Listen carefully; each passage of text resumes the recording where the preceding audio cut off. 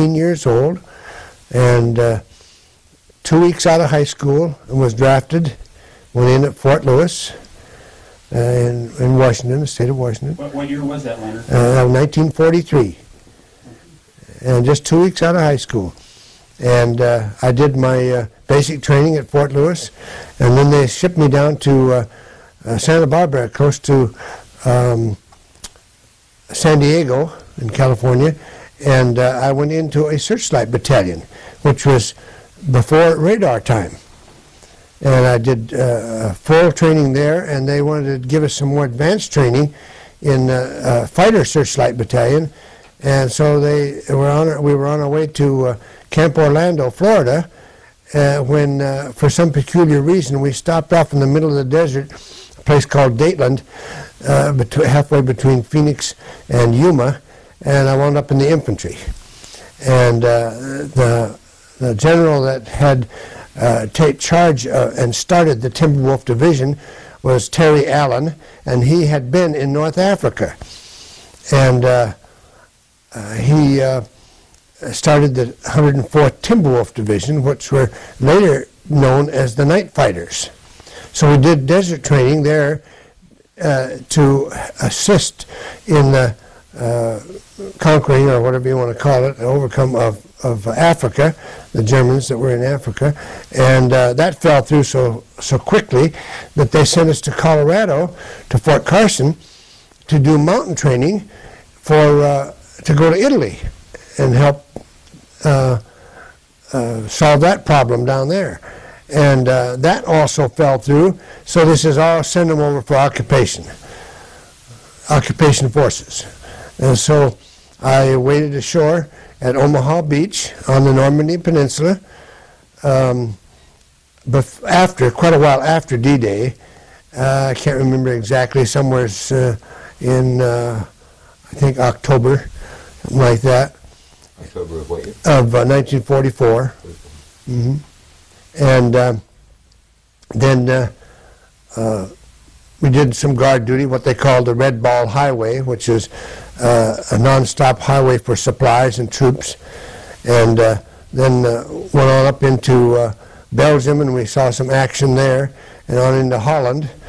And I got captured on October 31st of 1944, just outside of a town called Breda, B-R-E-D-A. This is in Belgium? In Holland. In Holland. Mm-hmm. And we had made a river crossing in the middle of the night, and got up against a canal and dug in. I was in a light machine gun squad, 30 caliber machine guns, and we had dug in, and when the sun came up and got daylight, we were surrounded by German tanks. And so yeah, I guess I could use the expression, you don't use a slingshot against a tank. Yeah. So after almost all of our company, I think there's 210 men in a company, there was 20 of us that were left. And it came to the conclusion that we better put our hands up.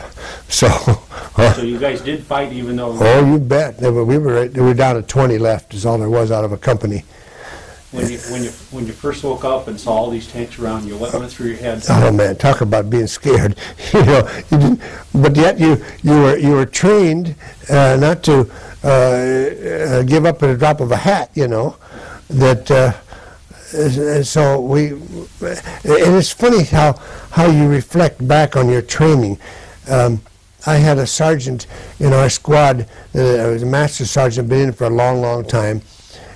Several years, and when I joined the force, and he was the orneriest cotton picker you ever want to meet. If any of us made a river crossing, we crawled across. The rest of them could wade, but we crawled across, and we hated him from the word go. And we thought, well, gosh, he's doing it for a reason. He'll bring us back. And when we got over there and we heard the German machine guns, which fire muzzle velocity about 3 times what ours do, as fast, the RPM shooting. And it's just like a burp instead of ours, the rat-tat-tat, you know. And the minute he heard that, he run like a son of a gun. So then I had one of my dearest buddies was a Wilson fella, the name of Wilson. And I'm not sure whether he was from Kentucky, but because I had two real close buddies from Kentucky. But Wilson was a timid kind of a guy, and he was in another squad of machine guns. And I don't know how many times his machine gun had been hit by an explosion close by and tipped over, because they're on a tripod type, the air-cooled 30s. And he'd straighten that thing up and keep on firing. So, you know, you never know how a man's going to act in combat. Whether he's a timid, shy guy or the rough as a cob can take anything. It didn't turn out that way. It was completely different than what we'd all run into. Mm-hmm. But they moved us from after they captured us. What was going through your head when you had to put up your hands or put up the flag? And The first thing that I did, I was carrying a sidearm, because when you carry or you have a machine gun, you can't have any other weapon like a carbine or a rifle or anything. See, so you have a sidearm. And my gunner, I should back up just a little bit. And when we first got into action, we were sent out across the field to encounter A Company. Well, it wasn't A Company at all, and I was in B Company, and we were supposed to make contact. Well, they opened up on us and killed the first gunner. He was right at my elbow, and I never even got a scratch. Never even got nothing. And he hollered medic once, and then I laid there for a long time, because I figured, well, if they figured they got both of us, then they would abandon, you know. So I just laid there for a long time, and then finally I started inching backwards and left my machine gun. Well, after a while, then the rest of my squad and other squads kept saying, well, you got to go after it. And then I said, well, go after it yourself, you know. But finally, in realizing that I was in command then, because the first gunner had been killed, that if I was going to show that same kind of being yellow, you know, a coward. So I made 3 trips back out there to get the gun and the tripod and the ammunition and all.